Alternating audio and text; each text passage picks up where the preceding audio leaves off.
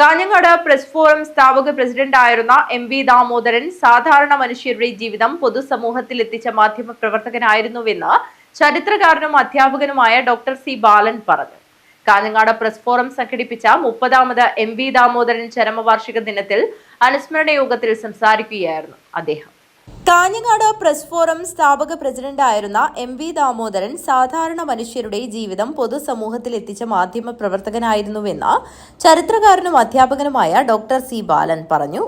Kanhangad press forum സംഘടിപ്പിച്ച 30ാമത് MV. Damodaran ചരമവാർഷിക ദിനത്തിൽ അനുസ്മരണം നടത്തുകയായിരുന്നു അദ്ദേഹം.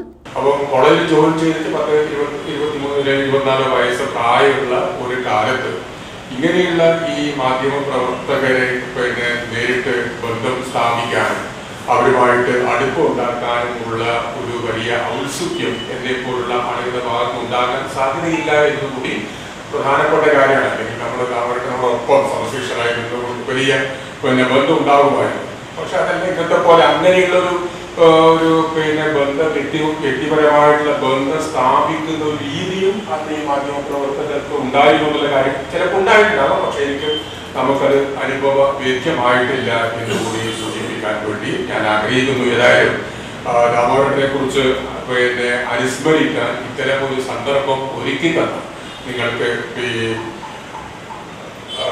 നിങ്ങൾ പത്രപ്രവർത്തകർക്കും അതുപോലെ മറ്റ് മാധ്യമ പ്രവർത്തകർക്കെല്ലാം വ്യക്തിപരമായിട്ട് നന്ദി രേഖപ്പെടുത്താൻ വേണ്ടി ഞാൻ ആഗ്രഹിക്കുന്നു.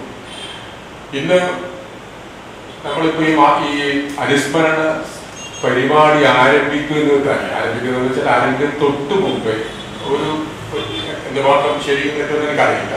Press forum president Fazlur Rahman അധ്യക്ഷത വഹിച്ചു. സെക്രട്ടറി ബാബു കോട്ടപ്പാറ സ്വാഗതവും വൈസ് പ്രസിഡന്റ് കെ.എസ്. ഹരി നന്ദിയും പറഞ്ഞു.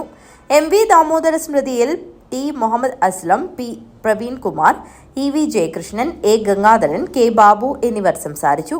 T. K. Narayanan, Manuel Kurichithanam, Anil Pulloor, Sunilkumar, K. Jayarajan, Dineshan, Sajesh, Udinoor Sukumaran, Ashraf Kottodi, E V. Vijayan തുടങ്ങിയവർ സംബന്ധിച്ചു. നേരത്തെ എം.വി. ദാമോദരന്റെ ഫോട്ടോയ്ക്ക് മാധ്യമപ്രവർത്തകർ പുഷ്പാർച്ചന നടത്തി. News bureau, Kanhangad.